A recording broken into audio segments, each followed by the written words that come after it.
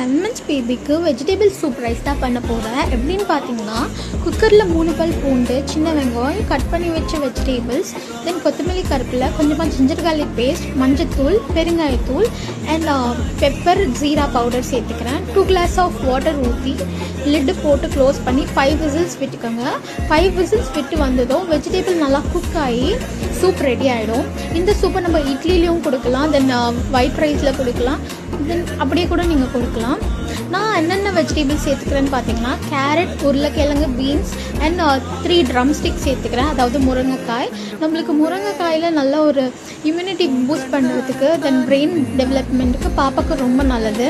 கண்டிப்பாக முருங்கைக்காய் வாரத்தில் ஒரு வாட்டியாச்சும் கொடுங்க. அண்ட் இந்த மாதிரி வீடியோஸ் பார்க்க என்னை ஃபாலோ பண்ணிக்கோங்க, லைக் பண்ணிக்கோங்க. தேங்க்யூ, பாய்.